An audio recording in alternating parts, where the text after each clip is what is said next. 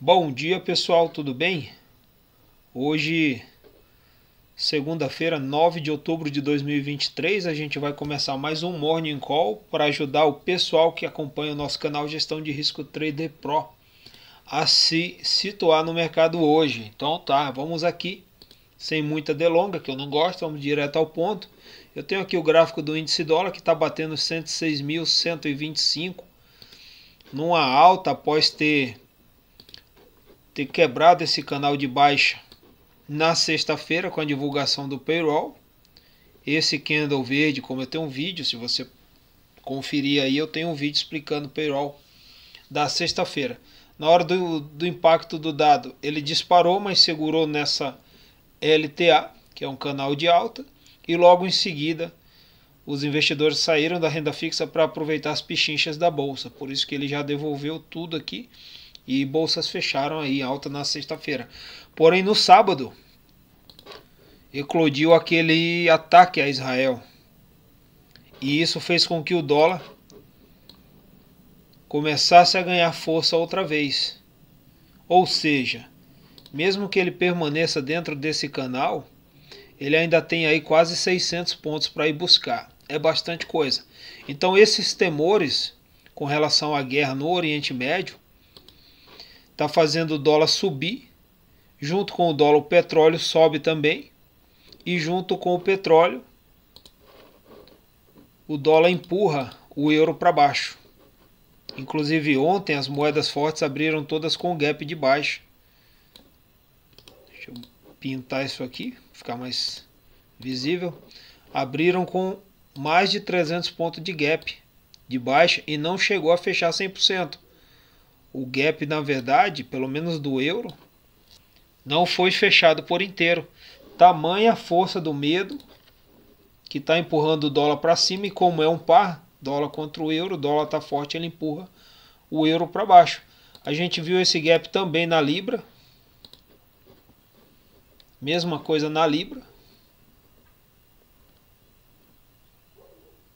Neozelandês e australiano também. Aqui o mesmo movimento de quando o dólar, mesmo movimento de sexta-feira, e aqui foi ontem na reabertura do mercado, que é domingo à noite para nós que operamos lá fora. Então o que eu vejo aqui? Vocês geralmente operam num time frame pequeno, 5 minutos. Eu prefiro operar em D1 e observar esse grande ombro cabeça ombro aqui. Eu tenho um ombro cabeça ombro gigante já rompido, devendo, por análise técnica, o pullback desse rompimento. Deixa eu pintar essas linhas de uma cor mais clara. Devendo o pullback desse rompimento, que é justamente depois que ele rompe, eu tenho um ombro, cabeça, ombro rompido no diário, tá? Com um fundo do rompimento, devendo, por análise técnica. A teoria diz que após os rompimentos, seja de área de consolidação, seja de suporte, seja de resistência, LTA ou LTB, o preço tende a fazer o pullback, que é dar uma última visitada naquela linha que antes era um suporte e agora passa a ser uma resistência. Então o preço teve dificuldade, você pode ver aqui quantas vezes ele ficou brigando nessa região para tentar passar, até que passou nesse candle de força, esse vermelho aqui. E daí no que ele caiu, ele tende agora a fazer esse pullback para dar, digamos assim, o último tchauzinho para essa LTA, que é a neckline do ombro, cabeça, ombro, a linha de pescoço. Para cair, o tamanho da cabeça, lembrando que o último ombro está maior do que a cabeça. Geralmente a cabeça do ombro, cabeça, ombro, ela é mais alta do que os outros ombros, mas eu considero isso aqui um ombro, cabeça, ombro perfeito. Então eu vou pegar essa parte maior, que é do ombro, não é o correto é pegar a cabeça, mas podemos vamos por etapas então. Para o pessoal aí que está acostumado a fazer dos métodos tradicionais, vamos pegar o tamanho da cabeça, que é justamente esse, e medir aqui a partir do rompimento. Então, por análise técnica, eu teria aí euro voltando a 1, pintei de branco de novo, voltando a 1 em 1, praticamente na paridade do 0 a 0, né, do 1 para 1 euro-dólar. Ou seja, quando o euro passa a valer exatamente $1 e o dólar passa a valer exatamente €1. E nisso eu estaria falando desse mesmo movimento para o dólar. Para isso acontecer, o dólar precisaria atingir, deixa ele voltar ali, precisaria, portanto, chegar na casa dos 110 mil pontos aqui, para justamente fazer com que o euro voltasse próximo do 1 para 1, ou pelo menos nesse suporte aqui de $1,01, 8,67. E o dólar só chegaria aqui com maiores temores, e é isso que não está faltando nesse momento, né? Porque quando o mercado está com medo, ele se refugia na renda fixa, compra dólares, compra bonds, títulos da dívida pública americana, e isso faz com que o dólar suba. Então o sentimento maior de medo impulsiona o dólar para cima e as bolsas para baixo. O dólar para cima ele empurra, por exemplo, o euro para baixo. Então a gente teria aí um possível, isso aqui eu falei ano passado, tá aqui no nosso grupo de Telegram. Inclusive tudo que está acontecendo aqui, acabei de postar a alta dos preços de petróleo e do ouro, a gente falou sábado. Toda a projeção do que está acontecendo aqui eu mandei no grupo de Telegram, e o pessoal que está aqui acompanhando conosco sabe bem disso. Então eu falei, pessoal, hoje só se falou em ataque, mas falando em mercado financeiro, as consequências serão essas, essas e essas. Dólar vai disparar ainda mais por causa do medo, por causa do petróleo, que vai disparar porque o ataque envolve o Irã também. Ainda não se falou em Irã, mas vão falar. Aí no mesmo dia, mais tarde, começaram a falar em Irã. O Hamas acabou admitindo que o Irã teve participação no ataque. Então tudo que envolve o Irã faz disparar o preço do petróleo, porque o Irã corresponde aí a quase 2% da produção de petróleo mundial. Então os riscos de que o Irã seja bombardeado ou de repente sofrer severas sanções econômicas, inclusive impedido de vender petróleo, como a Rússia foi no caso do ataque à Ucrânia, né? Então isso faria o preço disparar. Então prevendo essa disparada do preço do petróleo, que foi inclusive a última notícia que eu postei aqui, falei, pessoal, a gente tem um viés aí de petróleo disparando por causa da guerra, puxando a Petrobras para cima. Muitas vezes ela vai puxar o índice Bovespa para cima, mas por causa do exteriorismo, eu acabei de postar aqui o item 2 das 5 notícias mais importantes separadas pela Investing.com.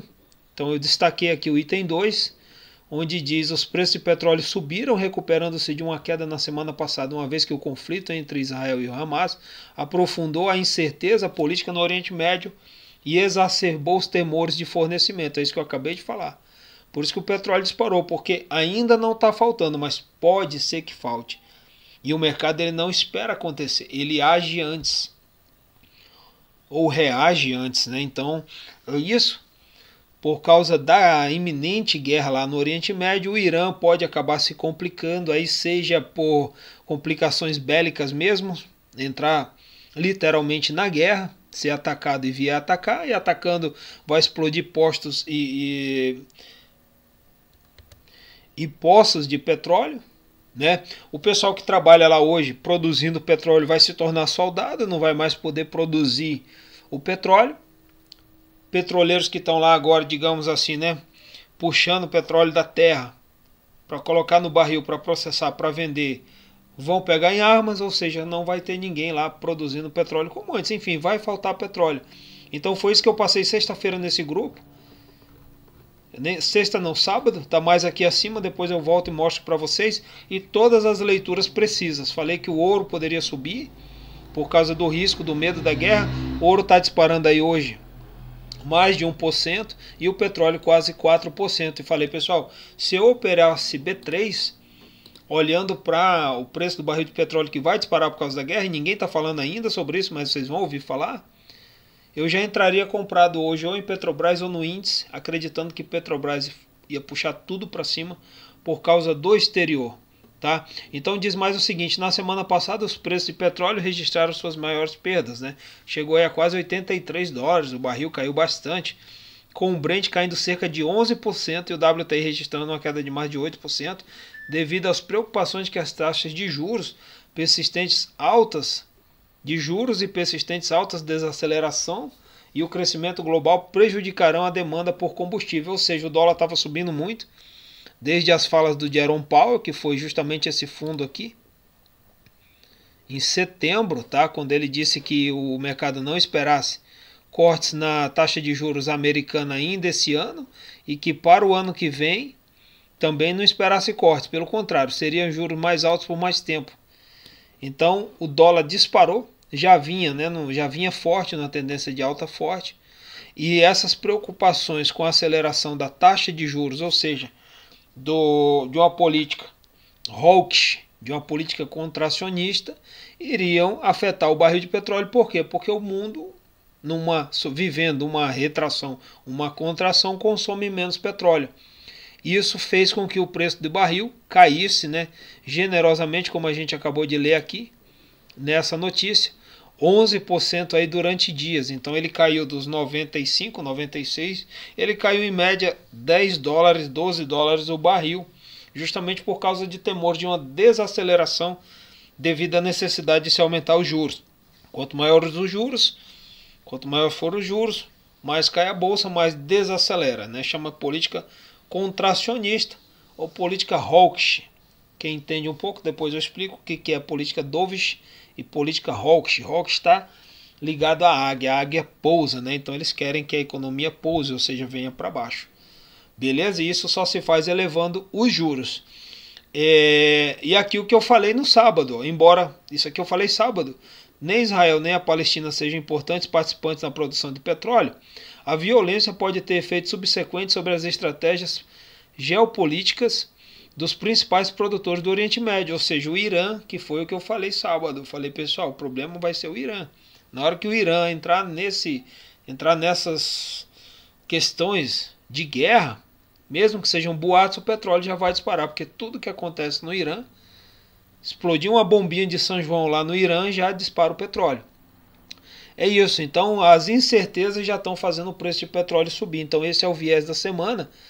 Para o mercado financeiro é de dólar para cima.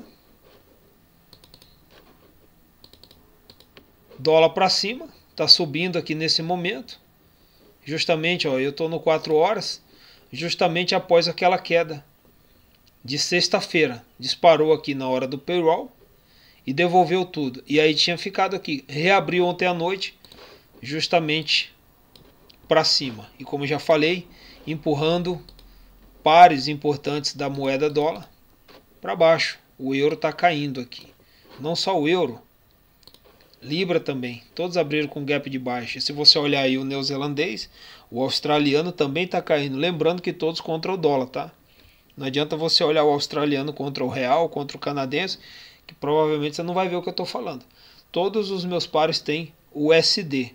Tá bom? Então a previsão é de dólar forte na semana, até porque na quarta-feira a gente tem, como eu falei ontem, mandamos um vídeo aí do calendário econômico. Opa, errei aqui, calendário econômico dessa semana. É uma semana fraca, de agenda fraca, tá? Hoje, por exemplo, não tem nada importante acontecendo no mundo fora a guerra, né? Mas na quarta-feira a gente vai ter a inflação ao produtor e ao consumidor na quinta. Esse aqui vai ser o dado da semana, tá? É o IPP, Índice de Preços ao Produtor de setembro. É um índice de relevância 3, um dado de relevância 3. Vai sair na quarta-feira, espera-se que tenha dado uma trégua dos 0,7 prévios anteriores, tá?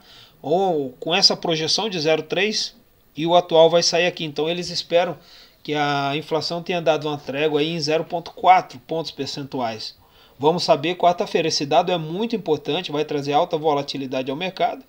E fora ele, a gente vai ter essa aqui, a inflação ao produtor. Tá? Postei ontem, pessoal. A agenda econômica semanal eu explico bem mais detalhadamente.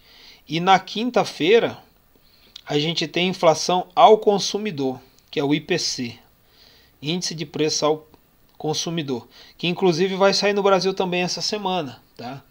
O Brasil também vai sair o IPCA, é o mesmo índice, só que tem o A no final, que se chama IPCA amplo. Aqui o monitor da taxa de juros do Fed, muito importante. O Fed, que é o Federal Reserve, vocês podem ver a nomenclatura aqui, que é o Banco Central Americano.